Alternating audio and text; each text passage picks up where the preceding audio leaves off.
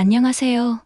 저는 평범한 직장인입니다. 올해로 47이 됐고, 직장 생활도 20년째 하고 있죠. 결혼한 지 20년이 넘었고, 애들 둘은 이제 다 커서 제 앞가림 잘하고 있습니다. 제가 사연을 보내는 이유는 이 나이 먹고 도대체 무슨 생각을 하면서 살고 있는 건지 도저히 이해가 안 돼서입니다. 제 아내와 저는 대학 때 만나 결혼했어요. 처음에는 정말 사랑했고 뭐든지 함께하고 싶어 했죠. 그런데 결혼 생활이 길어지다 보니 서로에게 권태감도 느끼고 점점 대화도 줄어들게 되더라고요. 한때는 우리도 남들처럼 열정적인 사랑을 했었지만 지금은 그냥 같이 사는 사람?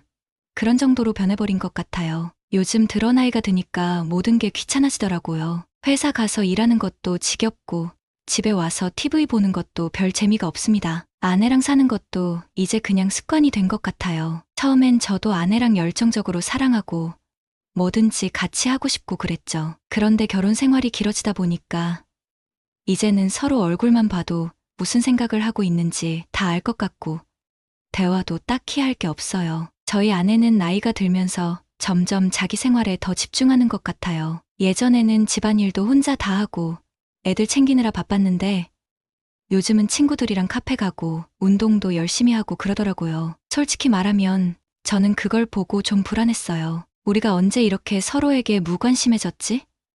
내가 뭐 잘못한 건가? 이런 생각이 들면서 한편으로는 아내가 이렇게 나가서 즐겁게 사는 게 괜찮은 건가 싶은 거죠. 그러다가 저도 어느 순간부터는 그냥 혼자만의 시간을 더 즐기게 됐습니다. 애들 다 키웠고 이제는 내 삶도 좀 돌아봐야겠다는 생각이 들더라고요. 근데 그게 생각처럼 쉽진 않더라고요. 사람 마음이란 게 참 이상한 게 혼자 시간을 보내다 보면 자꾸 쓸데없는 생각을 하게 되잖아요. 그러면서 점점 더 혼란스러워지는 거죠. 저희 집에는 가사 도우미가 한 명 있습니다. 이름은 영자 씨.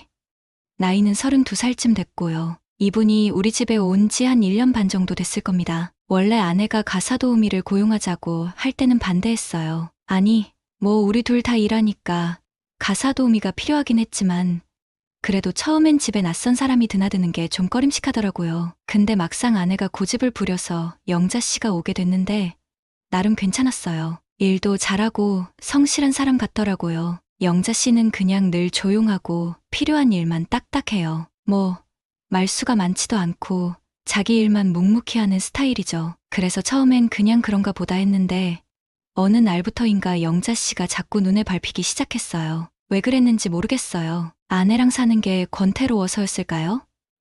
아니면 그냥 제가 중년의 위기를 겪고 있었던 걸까요? 어쨌든 어느 순간부터 영자 씨가 집에서 일하는 걸 보고 있으면 자꾸 시선이 가더라고요. 처음에는 그저 그런가 보다 했는데 시간이 지날수록 그게 좀 심해졌습니다. 특히 아내가 집에 없을 때는 더 그랬던 것 같아요. 영자 씨가 주방에서 일하고 있으면 나도 모르게 슬쩍슬쩍 쳐다보게 되고 그럴 때마다 제 자신이 한심하다는 생각이 들기도 했죠. 아니, 나이 40 넘어서 뭐 하는 짓인가 싶기도 하고요. 그러다 사건이 터진 건 어느 날이었습니다. 아내가 친구들이랑 여행을 간다고 며칠 집을 비우게 됐어요. 그날도 평소처럼 출근하고 퇴근해서 집에 왔는데 집이 너무 조용하더라고요. 애들도 다 밖에 나가 있고 집에는 저랑 영자 씨만 남았죠. 집에 와서 뭐라도 할까 하다가 그냥 소파에 앉아서 TV를 켰어요. 근데 TV에서 나오는 내용이 영 재미없더라고요. 그러다가 주방에서 일하는 영자 씨가 눈에 들어왔어요. 사실 이때까지만 해도 그냥 저 혼자만의 생각이라고 생각했어요. 근데 그날따라 이상하게도 영자 씨가 평소보다 더 예뻐 보이는 거예요. 뭔가 분위기도 그렇고 그냥 평소랑은 다르게 느껴졌습니다. 그날따라 뭔가에 씌인 것처럼 저는 아무 생각 없이 일어나서 영자 씨에게 다가갔습니다. 정말 바보 같은 행동이었죠. 뭐라고 설명하기 어렵지만 그냥 그 순간 제 머릿속엔 오직 그녀만 있었던 것 같아요. 가까이 가서 영자 씨를 보니까 심장이 막 두근두근거리고 머릿속이 하얘졌습니다. 그러다가 나도 모르게 영자 씨에게 손을 뻗은 겁니다. 정말 어리석은 행동이었어요. 영자 씨는 놀란 눈치였지만 딱히 저를 거부하지 않았어요. 그 상황에서 왜 그러고 있었는지 모르겠어요. 지금 생각해도 정말 미친 짓이었죠. 저는 그런 영자 씨의 반응에 더 용기를 내서 그날 충동적으로 일을 저질렀습니다. 그 일이 있은 후로 저는 정말 후회와 혼란 속에서 살았습니다. 아내에게 이걸 들키면 어떡하지? 영자 씨가 나중에 이걸 문제 삼으면 어떻게 하지? 별별 생각이 다 들었어요. 그런데 영자 씨는 아무 일도 없었던 것처럼 평소대로 행동했어요. 오히려 저보다 더 태연하게 행동하더라고요. 그래서 더 혼란스러웠어요. 도대체 이 사람은 무슨 생각을 하고 있는 건지, 제가 어떻게 해야 할지 감이 안 잡히더라고요. 그날 이후로 저는 영자 씨를 대하는 게 너무 어색해졌습니다. 하지만 영자 씨는 여전히 조용하고 필요할 때만 저에게 말을 걸었습니다. 그녀의 이런 태도가 오히려 저를 더 불안하게 만들었어요. 이 사람이 진짜 아무렇지도 않은 건가?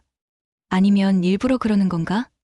저 혼자만의 불안감에 휩싸여서 점점 더 상황이 꼬여가는 것 같았습니다. 하지만 한편으로는 영자 씨와의 시간이 점점 더 즐거워졌습니다. 아내가 집에 없을 때 우리는 마치 비밀스러운 연인처럼 시간을 보냈습니다. 물론 이게 얼마나 잘못된 행동인지는 알았지만 그걸 멈출 수가 없었습니다. 이미 한 번 일을 저질렀기 때문에 계속해서 더 깊이 빠져들게 됐죠. 영자 씨도 저에게 특별한 감정을 느끼는 것 같았고 점점 더 가까워지게 됐습니다. 시간이 지나면서 저는 영자 씨에게 더 많은 감정을 느끼게 됐습니다. 단순히 육체적인 관계를 넘어 그녀와 함께 있는 시간이 즐겁고 그녀와의 대화가 재미있었습니다. 아내와의 대화는 점점 줄어들었고 영자 씨와의 대화는 점점 늘어났습니다. 이제는 아내가 집에 없는 날이 기다려질 정도였죠. 정말 한심한 짓이라는 걸 알지만 이미 돌이킬 수 없는 상황이 되어버린 것 같았습니다. 어느 날 아내가 갑자기 집에 돌아왔을 때 저는 영자 씨와 함께 있었습니다. 그 순간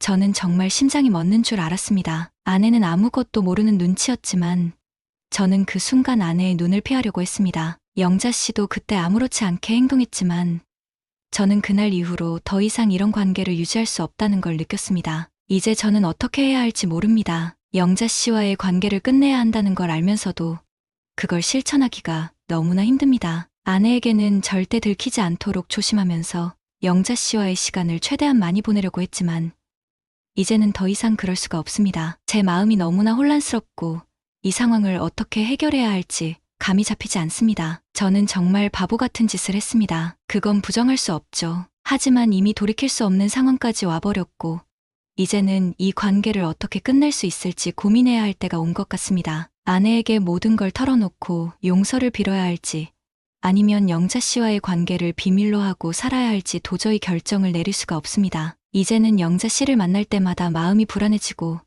아내와 마주할 때마다 죄책감이 밀려옵니다. 이게 얼마나 어리석고 비참한 상황인지 알면서도 그저 어떻게 해야 할지 몰라 이렇게 사연을 보내게 됐습니다. 저는 앞으로 어떻게 해야 할까요?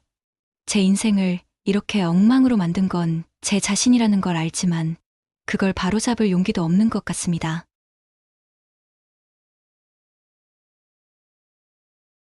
제가 조금 전에 옷을 갈아입기 시작했습니다. 이윽고 아내와 아이들, 장모님, 그리고 김서방이 돌아올 시간이 되었죠. 베란다 창문으로 들어오는 붉은 석양 빛에 비친 제 처제의 몸매가 더욱 아름답게 느껴졌습니다. 처제는 결혼한 지 5년이 지났고 아이도 하나 있지만 여전히 처녀 시절의 몸매를 유지하고 있더군요. 언젠가 처제가 아내에게 말했던 적이 있습니다. 언니, 내가 얼마나 몸매 관리에 신경 쓰는지 알아?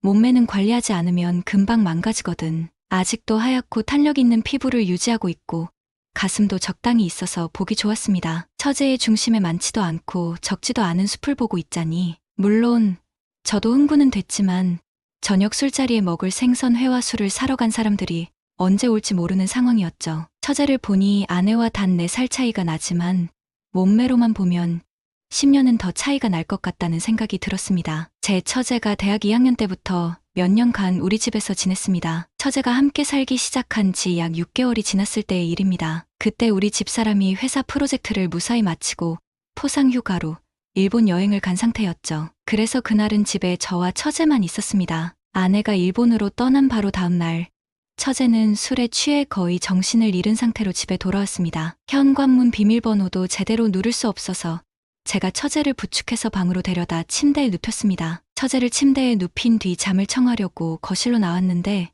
갑자기 큰 소리가 나서 놀랐습니다. 처제가 물을 마시러 나왔다가 식탁 위에 있던 그릇을 깨뜨린 것이었습니다. 제가 물을 꺼내준 후 다시 처제를 침대에 눕혔는데 이번에는 화장실 문을 여는 소리가 유난히 크게 들렸습니다. 처제가 화장실에 갔나 보다 싶어 잠시 기다렸지만 오랫동안 화장실에서 나오는 소리가 들리지 않았습니다. 혹시나 하는 마음에 화장실을 확인해 보니 처제가 바지를 무릎까지 내린 채 변기에 앉아 잠이 들어 있더군요. 화장실 문은 닫지도 않고 민망한 모습으로 변기 위에 앉아 있더라고요. 저는 혼자 화장실 문을 조심스럽게 닫고 나왔습니다. 걱정하며 방으로 들어서려던 찰나 처제가 변기에서 넘어진 소리에 다시 화장실로 달려갔어요. 바닥에 널브러진 처제를 억지로 일으켜 세우고 반쯤 내려간 바지를 올려주려 아무리 시도해도 바지는 젖어 있어서 잘 올라가지 않았습니다. 결국 젖은 바지를 벗기고 팬티만 입혔습니다. 하지만 팬티 또한 온통 소변에 젖어 이왕 이렇게 된 거 팬티도 벗기고 처제가 상황을 알고 있는지 모르겠지만 그 상태로 처제를 안아 침대에 눕혔어요. 처제는 저를 자기 남자친구로 착각한 듯 꼭 안고 자기야, 가지마. 가지 않을 거지 가지마 라고 하며 놓아주지 않았습니다. 결국 제가 잠깐 그 옆에서 누웠는데 그게 우리 관계의 시작이었어요. 다음 날 처제는 일어나서 어젯밤 일을 기억하는 듯 했습니다. 형부, 우리 일 언니에게 말하면 안 돼요. 어젯밤에 있었던 모든 것은 비밀이에요. 처제의 그런 말을 듣고 나니 제 마음도 조금은 여유로워졌습니다. 원래 제가 먼저 이 상황을 어떻게든 정리해야 했었기 때문에 말해야 하는 처지였지만 막상 그런 말을 듣고 보니 마음이 여유로워졌어요. 그날 저는 처제에게 말했습니다. 내가 비밀을 지키면 우리 계속 만나는 거야. 처제가 남자친구와 헤어진 날이면 항상 술을 사달라고 했습니다. 그런 날은 더 열정적이었죠. 남자친구와 헤어졌다며 어떻게 해야 할지를 묻는 말을 여러 번 들었기 때문입니다. 5년 전 처제가 결혼하기로 한 하루 전날 저녁에 처제로부터 문자가 왔습니다. 술을 사달라는 문자였어요. 저는 그 옆에 아내가 있어서 자리를 피해 문자를 확인했습니다. 문자를 확인하고 돌아오니 아내가 저를 수상하게 쳐다보며 무슨 비밀이 있는 것 같아 라고 말했습니다. 그날 밤 시내의 번화가에서 처제를 만났습니다. 처제는 행복해 보였고 평소보다 더 사랑스러웠어요. 우리는 밥을 먹고 처제의 결혼을 축하해 주었습니다. 처제는 내일 결혼하니까 오늘은 조금만 마시고 들어갈래 라고 말했습니다. 그때 처제는 우리 집에서 나와 다시 처가에서 살고 있었어요. 당시 장모님이 이혼하셔서 혼자 계셨기 때문에 처제가 처가에 다시 들어가 살았던 거죠. 제 처제가 저에게 말했습니다.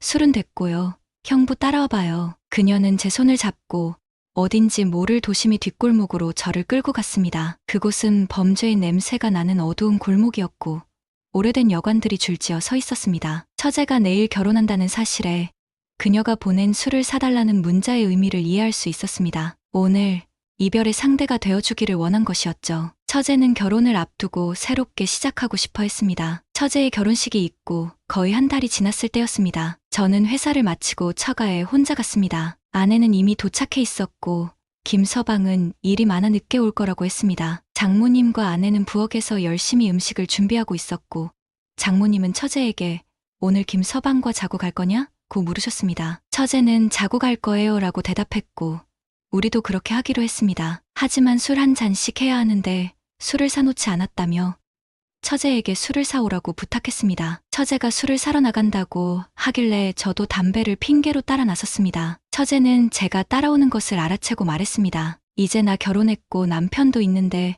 왜 따라 나와요?